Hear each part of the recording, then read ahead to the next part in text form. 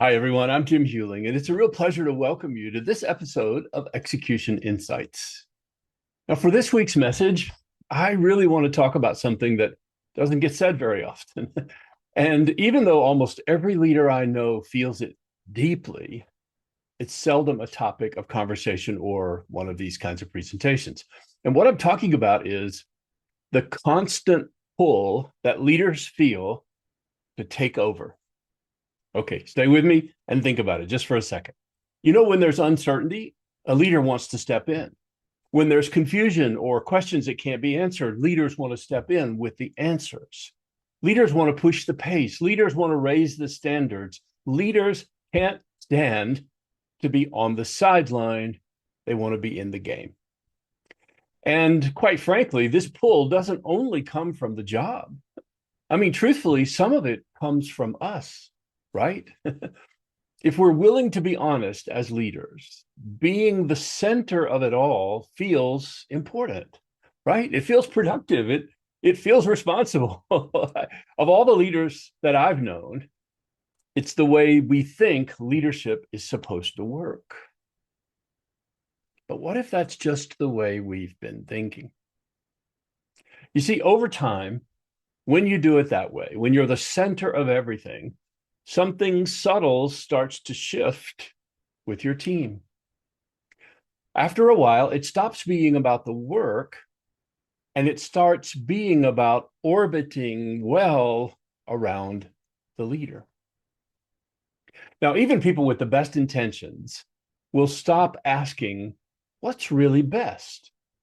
And without realizing it or saying it exactly this way, they'll say, instead, what will the leader approve? What will the leader go along with? What will our leader agree to? Now, in the very beginning, this kind of alignment can actually make things feel smoother, right? It can make them seem as though we're all in close synchronization towards the goals we've chosen. And in truth, for the moment, we might be. We're just not aligned to the best answer. In fact, our team has actually become aligned instead to us because we've become the thinker in the group.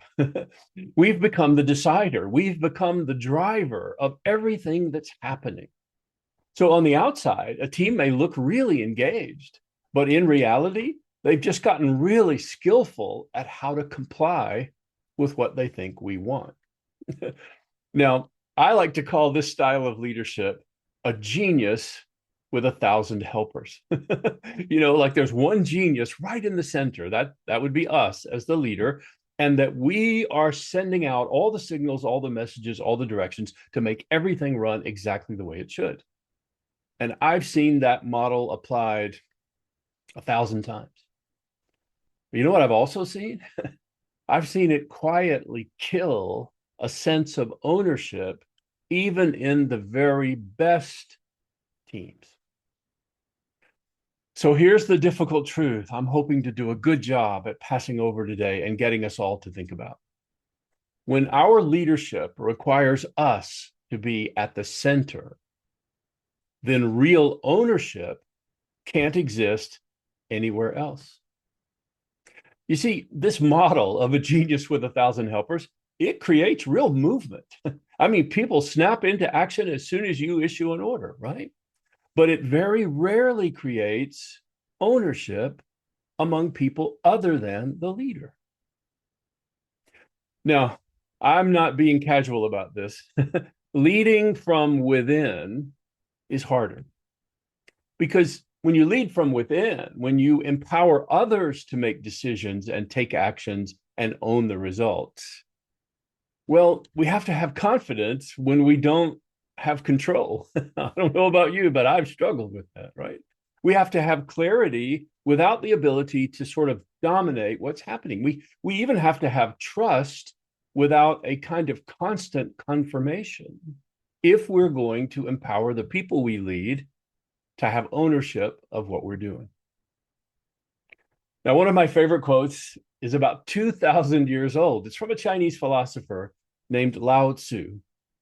And you may be surprised to learn something 2,000 years old could apply to today, but I think he captured this idea almost perfectly. Lao Tzu said, when the work of the greatest leader is done, the people will say, we did it ourselves. Now, just pause just for a second. I know that was an ancient text, but let me say it again and carefully, because I really want this message to go in. When the work of the greatest leader is done, the people will say, we did it ourselves. Now, if you're uncomfortable with what you just heard, stay with me for a minute, because I think this message is going to take us both to a place where we can lead in a way we've not yet done.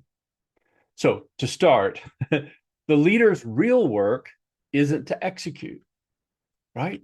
The leader's real work is to create the conditions for execution to be possible. Execution itself is actually the work the team is supposed to do. So the work of a leader is building a team that is willing to execute with or without force being applied by the leader. Now, I know some of you are hearing this and you're thinking, as I would have at one point in my career, I've never actually seen that, Jim. I've never actually seen a team that would execute with or without any force or emphasis coming from me. And you know what? You would be right. But in the time we're in today, this is the style of leadership that not only produces the greatest results, but empowers and enables the people who work for us to grow. So for you and me as leaders, when we lead from within, that means that we have to, of course, make the objective unmistakably clear. It goes without saying. We also have to ensure that the people we lead have the authority and the resources and the context they need. And maybe most important of all, we are the ones that remove roadblocks or eliminate organizational friction that would slow down progress on the thing we've asked the team to do. And I'm not sidestepping the fact that this approach demands focus and it demands restraint, especially when things slow down, when they aren't going exactly the way you and I want them to, or when we see someone who's struggling, or even when the overall outcome we're after feels like it might be at risk. In those moments, every instinct we have is to step in and take over, provide answers, get the team moving again, right? And for a lot of us, we grew up thinking, yeah, that's what leaders do. But when we do that, we don't realize that it's often at that very moment that a sense of ownership from the team is trying to emerge. Only we don't have the patience and the restraint to let it happen. And what we don't realize is that if we step in too quickly, we actually create or reinforce a dependency on us, well, that might just keep the team from ever rising to its highest level. In our sincere desire to help, we could become the biggest obstacle to the growth, the autonomy, and the willingness to take ownership of an entire team. And I'm almost finished, but here's an even more uncomfortable truth. And I just want to say this with courage because it applies to me like it applies to all of you. Sometimes we want that dependency to exist, right? We want it to be about us because it makes us feel needed. It reinforces our value. I mean, in the end, it makes us feel more secure as the leader. But what we don't think about is that the price of that approach is unbelievably high. Now, I've believed for a very long time, and many of you will have heard me say this over the years, that the single greatest measure of leadership is how much people grow from it, right? Not whether we achieved our goals or not, but whether the people under our leadership actually prospered and evolved and became more capable, perhaps one day more capable than us. That's the ultimate measure of leadership. And so the objective we have is to grow a team that will achieve goals like this over and over again. But we can only do that if we make their growth the primary objective And we allow the measurable achievement of goals to simply be a byproduct of a team that's getting better and better and better. So for today, here's a question worth sitting with for a while. Cup of coffee, journal page open, no interruptions. Let this one go deep. When a goal is achieved on your team, who truly owns that outcome? If I stopped people in your organization and I just asked them casually, hey, congratulations on achieving the goal last month. Hey, who owns that victory? Who would they say? Right. Now, I got kind of passionate about this message just a few days ago. I watched an amazing football team, American football, by the way, win a national championship here in the United States. And when the victory was over, the coach was called up to the microphone and he was credited with the entire victory. And people were, perhaps rightly so, praising his ability to create a team that could win a game like this. But what that coach said into the microphone, I will never forget as long as I live, because I think it embodies everything I'm trying to share in this message. He said, ladies and gentlemen, I did not throw a single pass. I did not make a single block. I did not score a single point. Everything about this win belongs to this team. Now, some of you will have been watching that broadcast, and do you remember an entire locker room full of athletes and reporters went silent? You see, that's an example of leading from within and enabling the growth of others to be the metric that takes us to the better place. Now, there's one more thing that needs to be said. Leading from within carries a cost. It's true. It costs us some visibility. It costs us some credit.